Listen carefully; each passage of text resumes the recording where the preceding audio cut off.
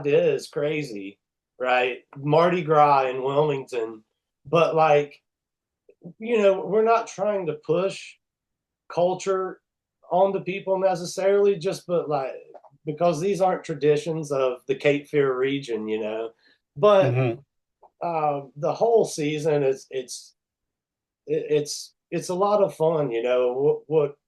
What happened with me is I went to New Orleans. I played on the legendary Rhythm and Blues cruise, and I was one of the only artists on the cruise that wasn't from Louisiana, New Orleans, even specifically.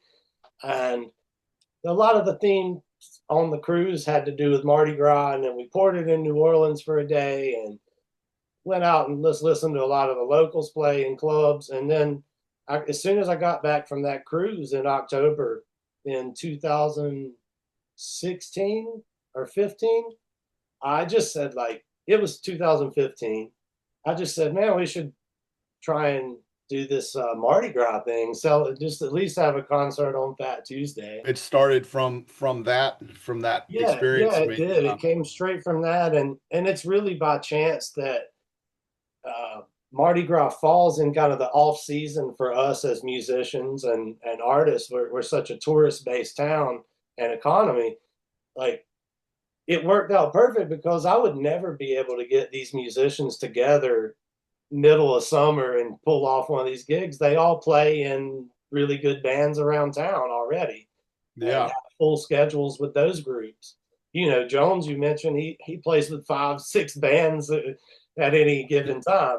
So these are all, in my opinion, just premier players in town, and I couldn't even assemble this cast if it was in season. And so it all yeah. always kind of worked out in And favor that of that group is called the Port City Players. Is that the Port is that City correct? Players. Yeah, not to be confused with like the local theater group. I think Right. we received, well, I received personally some tax documents for them one year. I think may have just went online and found some contact and just assumed, oh, well, he's with them. But Yeah. yeah, I didn't actually know there was a I a think they're play like group or theater group, I but think they were called like the Port City Players Association. okay. Well, And I mean, I know you use this thing specifically for just a few things every once in a while, we kind of we your play all-star. twice a year typically. We Okay. do Fat Tuesday, and then as far as performances go, we do Fat Tuesday, and then we do the Jazz Funeral in Curie Beach every year. Okay, when is that? That's always usually the first Friday in October. Okay. This year, I already have it down, and it will be October 2nd. And that's Okay. called the Farewell to Summer Jazz Funeral. We like just kind of for locals, and they come down to Atlantic Avenue and we march a casket with summer inside of it and say farewell to summer and march a second line right up to the stage and then do a concert. That is awesome. I'll have to try to check out one of those as well. Well, speaking of New Orleans influence, and you were talking about your new album coming out, and when is the release date for this new album?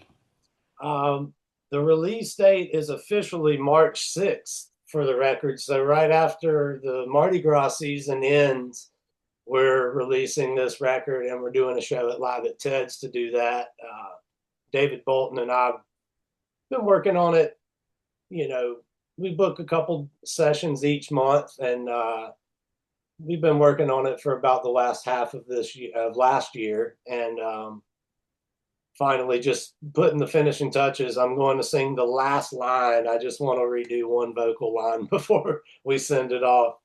Now you say you recording at Hourglass. Yeah, working with Trent Harrison over there. That's awesome. Heard Just nothing full but circle. good stuff about that studio.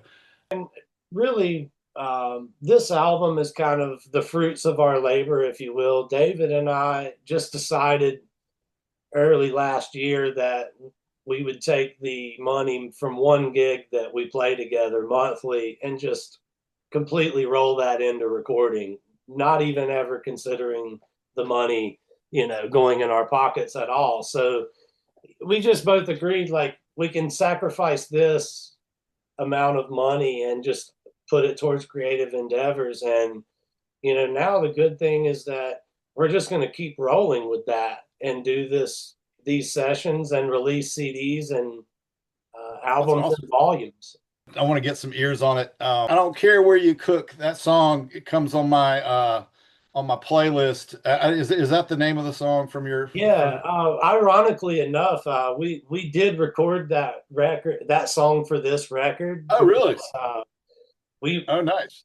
well we wanted kind of multiple flavors. We wanted some original music and also some traditional New Orleans tunes on the album. So David wrote a couple tunes, and I wanted to contribute. I don't care where you cook. I thought thematically that it worked really well with the record, and we've changed it up with the feel and kind of made a whole new song out of it. I feel, and so I look forward to people hearing it because I feel that this version of it's a little more fleshed out and it sounds a little more Cajun, like a country kind of Cajun feel rather than a real fast blues. I was playing a show one night and on the break between me and the band that followed, we were kind of sitting at a bar. This is in Nashville, and